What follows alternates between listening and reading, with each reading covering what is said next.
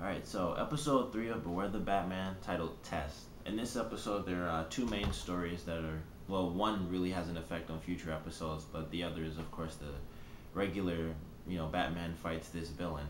But the two stories, one being with Tatsu, and this will probably be the only time I actually remember her name because I just looked up the episode. But Bruce is testing her, we saw at the end of the last episode, he said, let the test begin.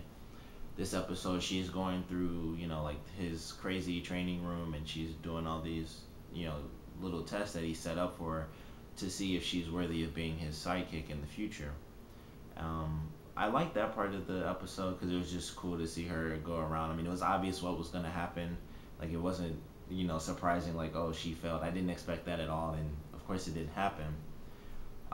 One thing I thought was weird, like when she shook his hand, I knew what she was doing, but the one thing that came to mind was that wouldn't work because his hand, like his thumb, would be like on the back of her hand. But it was just like, it's a cartoon, so I'm not gonna bother with super realism here. I mean, he's fighting, like super villain, so I let that go. But what she found out, the little stuff that she did was pretty cool. When she went through the training room was really crazy. I thought that was cool. I would have questioned that a lot more. Like, if this super rich guy, I mean, obviously he has a ton of money, he can buy whatever he wants.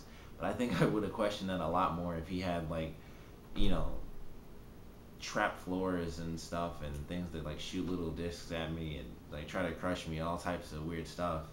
And then he just goes around and he doesn't really do anything. It would be a little suspicious that he has all this insane training and, it's just for his own protection. But I enjoyed that part of the episode. What I enjoyed more actually was the villain portion because it was, I guess, more unexpected to me. I also enjoyed the fact that instead of, which the villain of this episode, of course, was Anarchy, instead of him being sort of the big part of the episode, I felt like it was more the two random guys who were kind of just like stupid bad villains because Anarchy was using them more than he was using himself because he was trying to play a chess game with Batman. And so I thought it was just interesting that he mostly had to fight them. Well, I can't really say fight. I mean, pretty much they destroyed a little bit, and then he'd like show up and put his fist in their face, and they'd be down. But he pretty much had to use most of his time on them until he decided to have Alfred distract them so he could find Anarchy, which I thought was really interesting. You know, like obviously when he said, Alfred, this time you drive. Um, when he was controlling it, I thought it was so weird how the car was turning and stopping. I was like, what is he doing? And then it was like, oh, he's controlling it. And he mentioned how he didn't know what the buttons did, so he just started hitting all the buttons to see what happens. I thought that was a cool little part. But when he fought Anarchy, when he finally got to him and found out it was sort of a mental game. Like he said, he found out the flower was called the chess flower, and that's how he figured out Anarchy was sort of a mental villain. He was trying to play a game with him.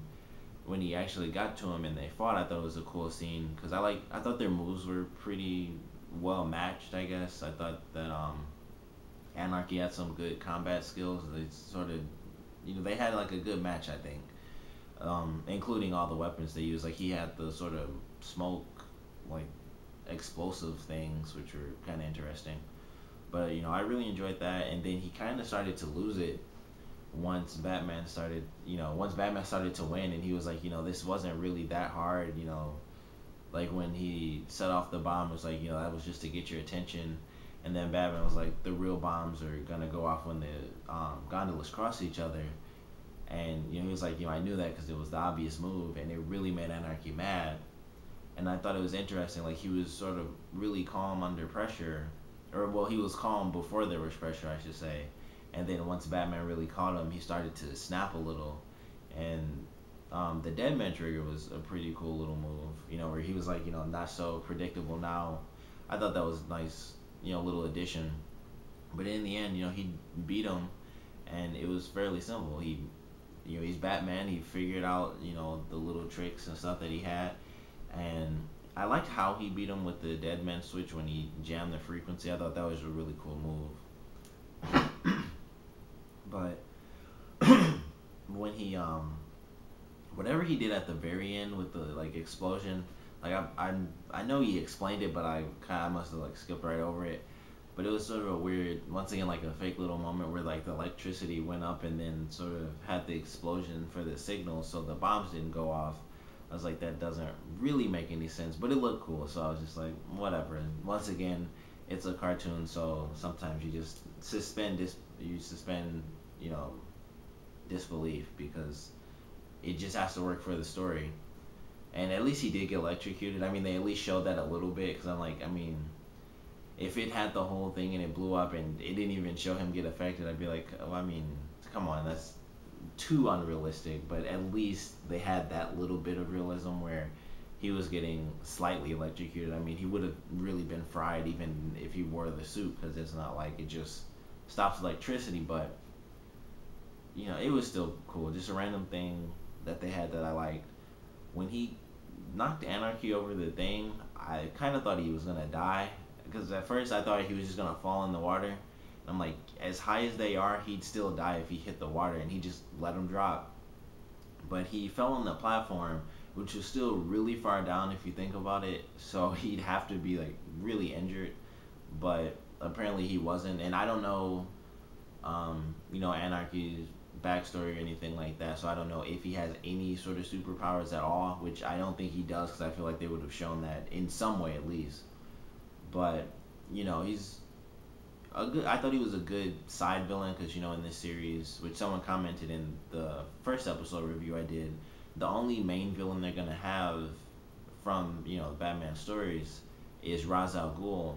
So as far as the side villains go, you know the first episode I didn't particularly enjoy him, and Magpie I thought was really well done, and Anarchy I thought he was a pretty cool character too. I also just like aside from who he was and how he acted, I liked how he talked as a character. Something about it. I don't know. It was kind of dramatic. It sort of made me think of Joker from Dark Knight, but not like not too much like that. Just sort of that essence, I guess. He sort of had those dramatic pauses a little bit, and then his tone.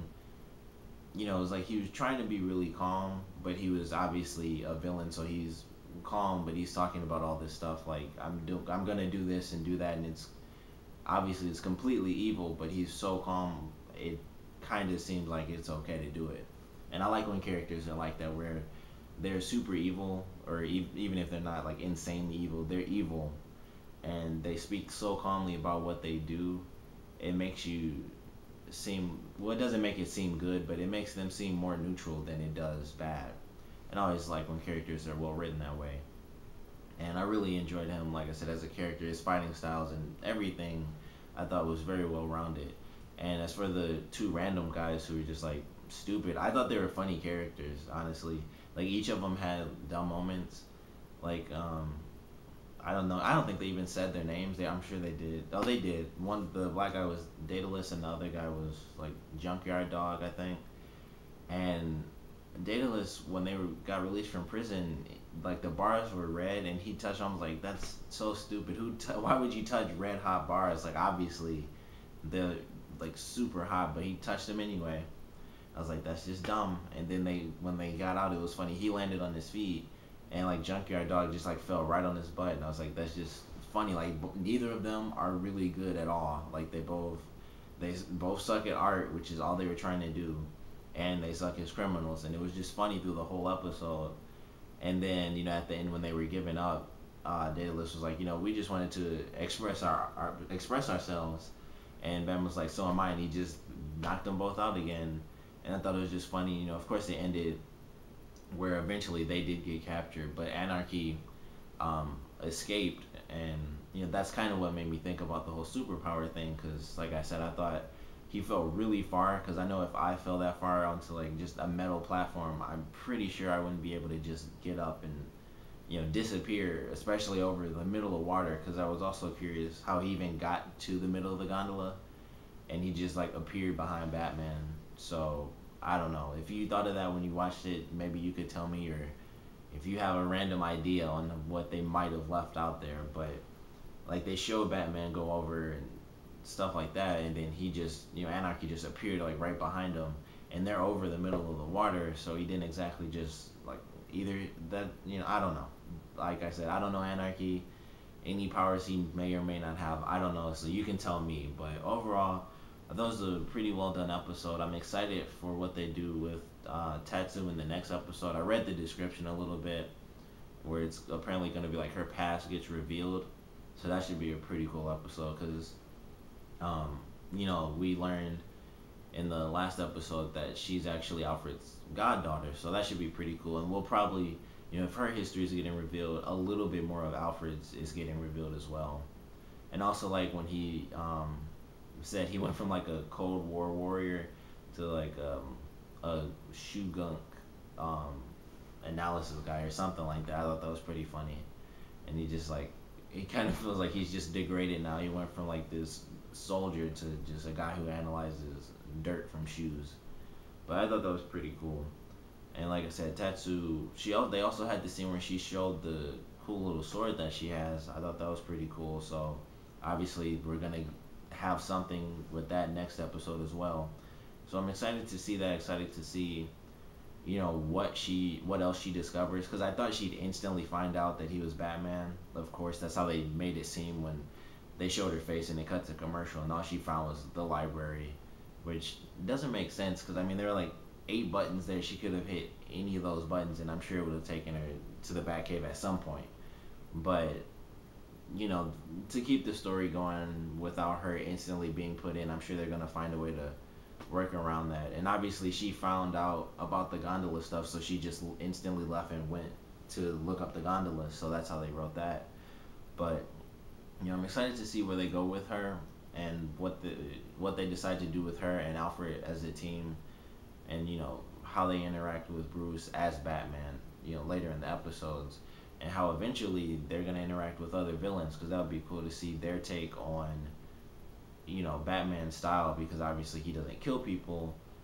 So maybe Tatsu will try to, and he'll have to, Bruce will have to teach her to be you know calm, I guess, I don't know, but more lenient towards Mercy than just obliterating all the villains. So we'll have to see how that goes. But overall, I did enjoy this episode. I really liked Anarchy as a character. Like I said, is the little fight they had was cool. Batman did like a nice little spin thing. I just thought that was sweet, so I wanted to mention it.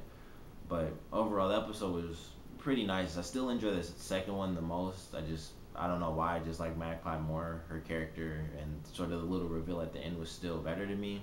But I did enjoy this episode for what it did, like introducing or having the two like random guys that Batman just had to deal with, even though they weren't really villains. They're just like nuisances that he had to keep stopping.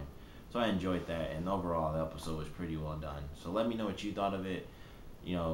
I guess it's only been 3 episodes, so which one's your favorite?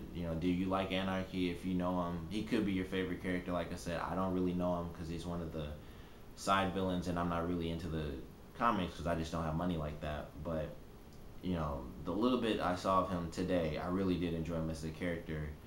More of a mental game, that's always really fun. But when they can also fight as well, like Riddler couldn't fight, I feel like this guy, not as smart as Riddler, but smart enough to be a challenge for Batman, both physically and mentally, and that's pretty fun to see. So let me know what you thought of Anarchy, the episode. And like I said, only 3 episodes in, but what do you think of the series so far? Thanks for watching.